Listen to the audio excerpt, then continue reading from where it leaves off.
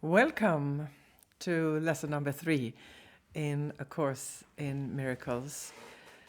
Exploring, I should say, A Course in Miracles, exploring the lessons one by one. And now there are not yet that many videos on YouTube. This is the third one. But as we go ahead, one can just look up any of the lessons, as I do in the book, and as I also do on YouTube, because I love listening to teachers talking about A Course in Miracles. And please like, subscribe, and comment. I welcome comments because that's the material to start from in the next video, and it gives me very, very valuable input and perspective when as I go ahead with my exploration of this wonderful book, A Course in Miracles. And I haven't yet gotten the book in English, so I have it in Swedish here. So I will now read from my device. Lesson number 3.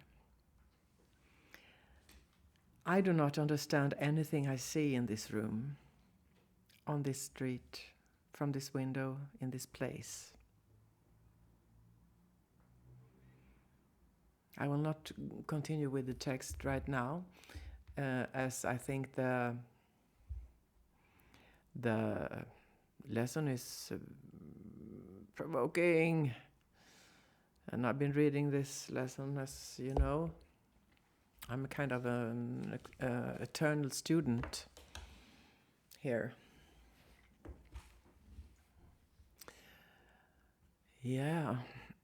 I do not. So I shall tell myself I do not understand anything that I see in this room. This is a very vivid experience to me, because the intellect goes on and off all the time. I think that is because of the word understand.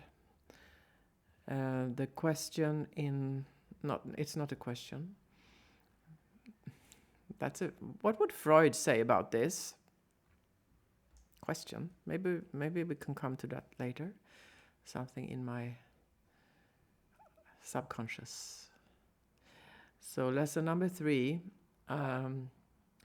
I do not understand anything of what I see in this room, or if I'm in this street, or wherever I am, I don't understand it. Okay, so the word understand is a bit of a hinder, or a bit of or awakening call, perhaps, because I want to understand. If I can say I have understood, then I'm clever. And who does not want to be clever? We all want to be clever, don't we? I don't want to be unclever.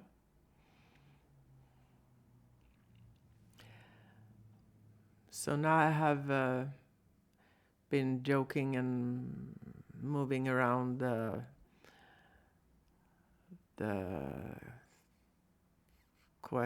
question. Here it comes again. It goes again. There is no question. Is there a question here? We've been studying this for 3 decades plus. So I have to look. Is there a question? There is not even one question mark in this lesson, and I doubt that there will be any in the following lessons. So I put it there myself.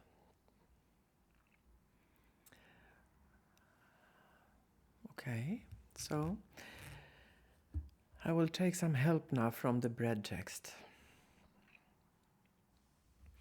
Apply this idea in the same way as the previous ones, without making distinctions of any kind. Whatever you see becomes a proper subject for applying the idea. Be sure that you do not question. Here it comes. Maybe I saw it. Be sure that you do not question the suitability of anything for application of the idea. I did not understand that sentence, so I will read it again. Be sure that you do not question the suitability of anything for application of the idea. Now, this is not easy for me, even in my mother tongue, Swedish. So I will have a glance in the Swedish text and see if it makes me any wiser. Because as English is not my native language, there will be a veil between maybe the content and me. Sometimes. Okay. Yeah, I get it. What you hear now in the background is my cat sneezing. Bless you. Okay. So, some of the things you see may have emotionally charged meaning for you. Oh, yes, they do. And I'm an emotional human being. So, yeah, I can relate to that. Some of the things you see may have emotionally charged meaning for you. Try to lay such feelings aside and merely use these things exactly as you would anything else. Okay. What does that mean? Would I do that with anything else? Or have I missed something here that I was supposed to do? Some exercise that I didn't get?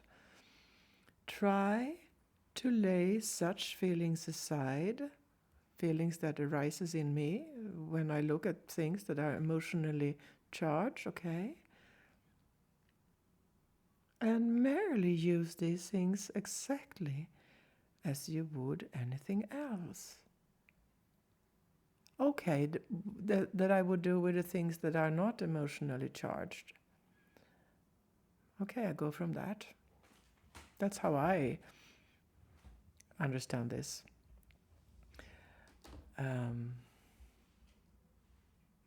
Yeah, right, okay. I go ahead, because my head is, it's both empty and spinning at the same time.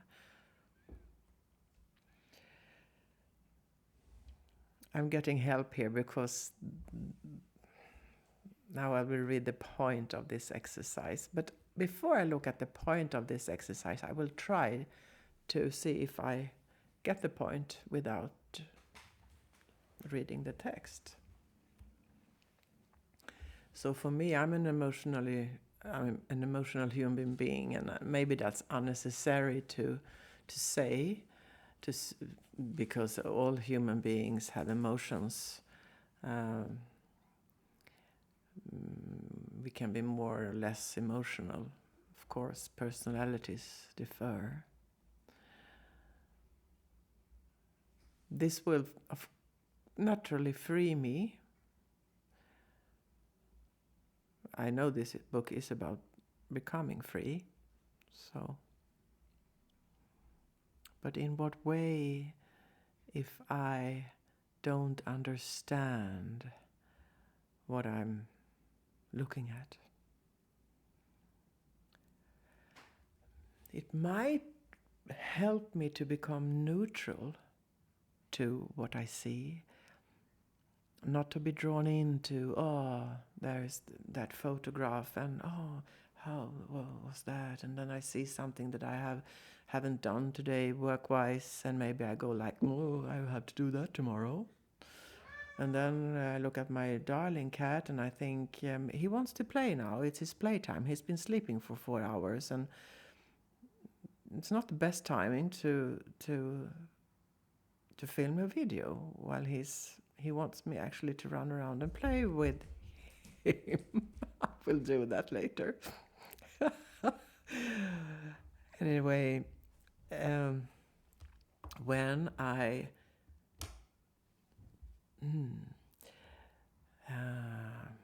I love you so much, Shobe. His name is Sherry Khan, but he's not a Sherry Khan, he's a Shobe. Lovely, lovely person to live beside. Anyway, the point, and note that I'm not looking in the text now, I'm exploring if I can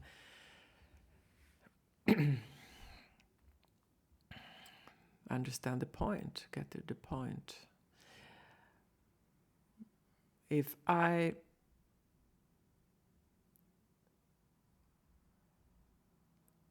explain something I see to myself, then I go into a story. Yes. And this is about becoming free of the story. Free of emotionally charged stuff.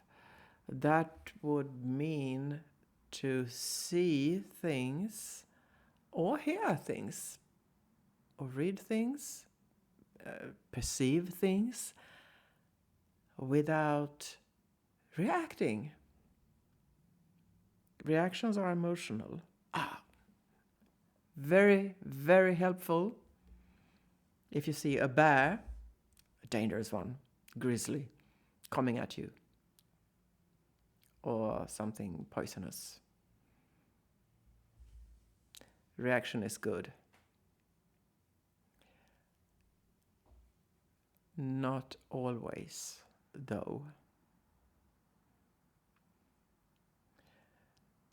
So if I look around in this room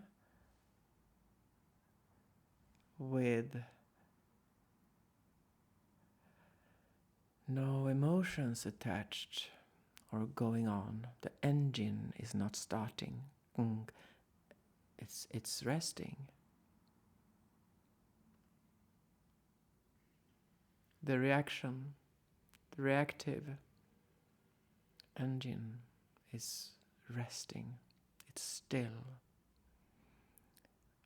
Only the projector, maybe that's not a very good choice of word, but just my eyes can state that, yes, I see these things. Do I go into reaction? No. For a couple of seconds I don't. That's a wonderful, heavenly, peaceful experience.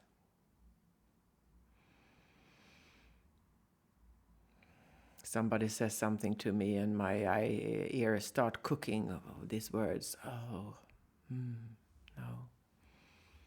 Somebody shows me something and I go, reaction. It can be very nice, even it can be seductively nice to be in reaction. I know that because I've been living in a very reactive mode in my youth. As a child, yes, but children are children. Then you get older. I got older and a very reactive person. Sometimes pro-reactive, because I liked to provoke people and awake them to get shocked or something that I said. Not always, but that was a strong tendency in me. It could be looking back to, it could have been to balance my own emotional pressure that can be unbearable, and then to make it a balance, to find some balance in a very cheap way, though I shouldn't say that in a not very constructive way, because this was not with an agenda. It was without awareness about what was going on. So when there is a pressure inside, it can be very nice to just put it out there to somebody else you have in front of you, and then that person reacts, and then you are two people reacting together or a dinner party, and then you have unloaded something. So being in a reaction, unless somebody is attacking you physically or something like that, that is obvious. You have to protect yourself. You have to react. What I'm exploring now is the seeing, taking part of, taking in, perceiving, that's the word, perceiving, but without reacting. There is a stillness there. And that stillness is, there is a wonderful divine light, bright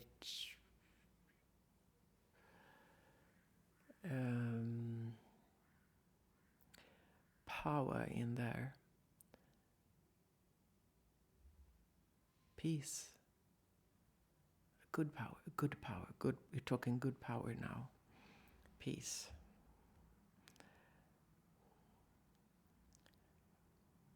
Could I be helpful to somebody who comes to me, oh, Teresa, I have this, and oh, look, it's bleeding, and my hand fell off, and I'm bleeding to death now. If I go, oh, how horrible, oof, oh, am I helpful? If I go, oh, okay, I don't react with feelings, oh, it's so horrible, and blood, and I'm not a doctor, and can I save this person? Reaction. But if I go like, okay, and I tie whatever is supposed to be tied, and I do my best, and call 911, not in Sweden, it's another number, but I'm trying to be international here. Everybody knows 911. Then I'm more helpful. So to myself, being in reactions and feelings might take energy in a wrong way, so I will not be in the state of clearness. Perhaps I will go on now reading the text and see if I'm onto something here.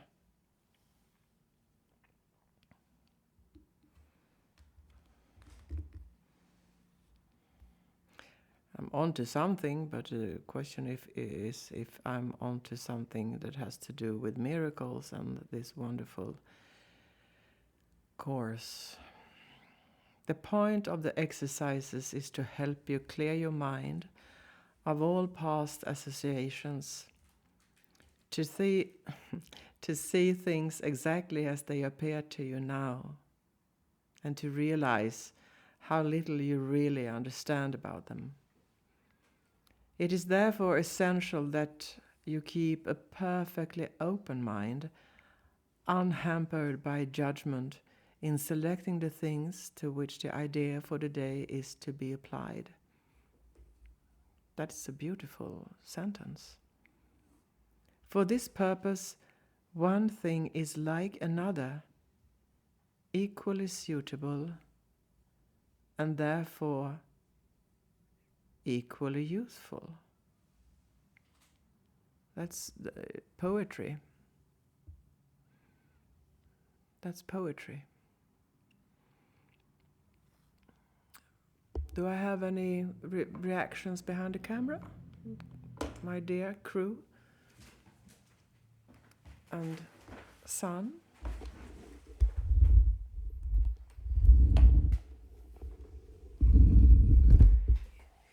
Yeah, great listening to this stuff. This is the son behind the camera. It's interesting, this thing about observation, just listening to it. And that's like the thing that we talked about last time, that it's a never-ending thing, life and the emotional reactions that it entails, but they get easier. And I think we reached sort of a conclusion of sorts, that if it's a never-ending process, then that's as if the process never existed, because or the problem never existed. Why? Because a never-ending problem is not really a problem anymore. It's just a normal. Oh, because I didn't get it when you said it last time, and I didn't want to destroy the video. But I have been dealing with that question. So why is it not a problem anymore if it's going on all the time, eternally? Then it becomes a normal thing and you have to accept it. That resonates with something new that is very useful in psychology, and that is acceptance training. I've been working as a Gestalt practitioner for some years. I have this education, and I'm very interested in psychology, and we are not going into psychology here, because that's a concept too. And I have to add to this question that yes, this is definitely acceptance training, radical acceptance, and it helps. There is evidence for that. I know that you laugh at me when I say sometimes things, and I say, oh, there's scientific proof of this and that, and I love science. Psychology, and everything that has to do with the human mind. And mindfulness, that is actually meditation. Another word for meditation. Has gotten, luckily, I think, into Western psychology the last decade, being accepted. So many things are accepted. They looked very like mumbo jumbo a couple of years ago. And this, as you mentioned, if there is an ongoing, what did you say? An ongoing problem of any kind in our mind, life problem, then there's not really a problem. It's becoming the normal, even if it's uncomfortable. And accepting the normal might be hard, and acceptance training goes right into that. Yes, accept. We could go into a very, very interesting path here, but I don't want to make this video very long. This could be explored from many angles as we go ahead. And thank you for the question. I'll just pick up something here from...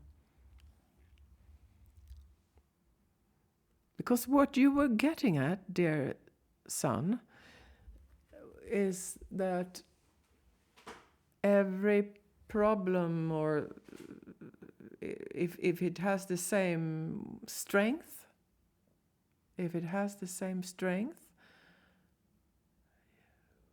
you said something wise about that the other day.